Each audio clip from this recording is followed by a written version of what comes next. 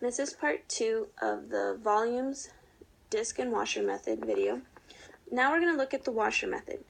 For disk method, we only had one function and it was being revolved every single time over one of the axes, either the x-axis or the y-axis.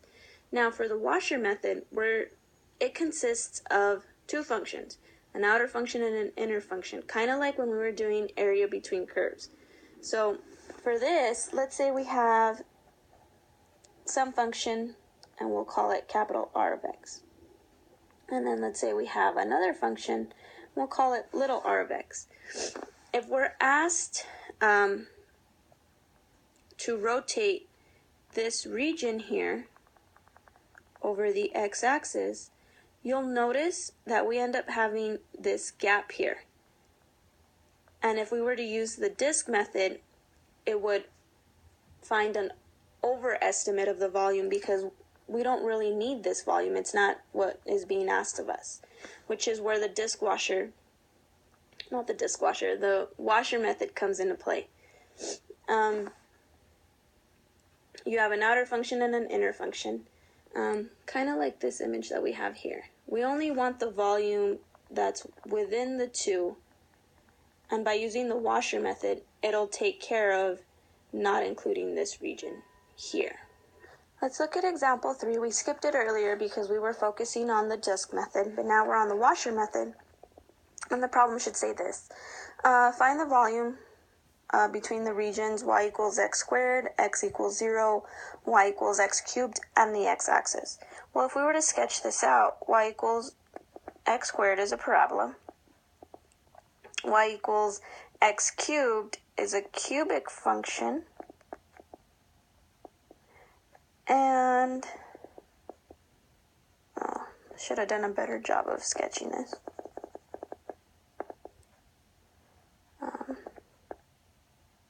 We'll do one like this. They intersect at the point 1, 1 and at the point 0, 0.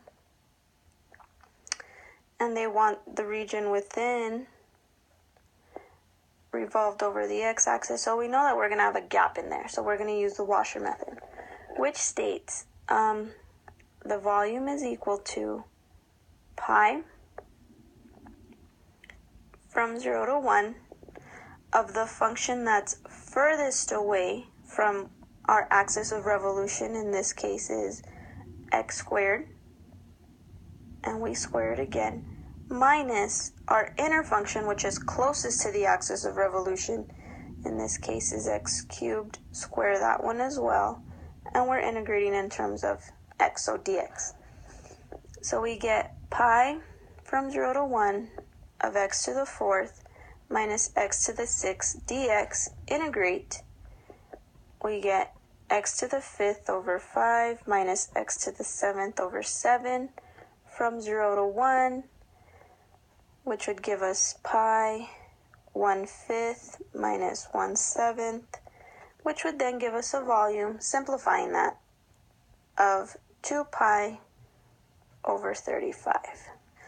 Let's look at another example. Find the volume of the solid formed by the region bounded by the graphs of y equals x square root of x, which we know looks something like that, and y equals x squared, which would look something like that, and it's being revolved around the x-axis, so they want this volume here. Okay, well, just like before, they start at 0, 0, they intersect at 1, 1. Our furthest function, which is r of x, is our square root of x, and the closest function to our axis of revolution is our x squared. So volume will equal to pi from 0 to 1 of square root of x squared minus x squared squared dx. Simplifying this would give us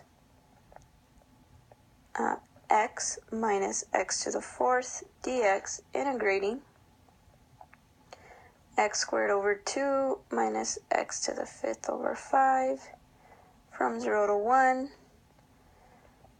would be half minus a 5th, and that would give us a volume of 3 pi over 10. For our next example, they wanted us to find the volume of the solid generated when the region between the graphs half plus x squared and x over the interval from 0 to 2 is revolved around the x-axis. So once again, we're going over a horizontal axis of revolution with a washer method. So the volume will equal to pi from, they've given us our interval, from 0 to 2. Our outer function is our quadratic, so half plus x squared squared minus our inner function, x squared dx. Simplifying this, we get pi from 0 to 2 of 1/4 plus x squared plus x to the 4th minus x squared dx. Simplifying it, we could get rid of these two and then integrate would give us pi 1/4 x plus x to the 5th over 5 from 0 to 2. Then we would get pi half plus 32 over 5, which would then give us a volume of 69 pi over 10. For our last example on washer method for this video, we're asked to drill a hole through a metal sphere of radius 5 inches, and the hole has a radius of 3 inches. What is the volume of the resulting metal ring? So I've already sketched it out for us. If we were to revolve this, we'd have kind of something like this. And we're asked to find this volume here. Well, our interval, if we look at our sketch, is that of a circle. And we know that the equation of a circle is x squared plus y squared equal to our radius squared. And we're told that it has a radius of 5 inches, so equal to 25. If we solve for y, we get the square root of 25 minus x squared. And that's actually our outer function. That's this part right here, because that's furthest away from our axis of revolution. So that's our capital R. Now, our inner function, or the one closest to our axis of revolution, is this line here, which we know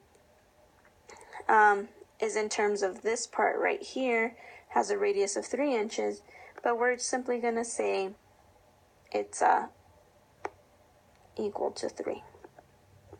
So now let's integrate. We'll be going from course pi.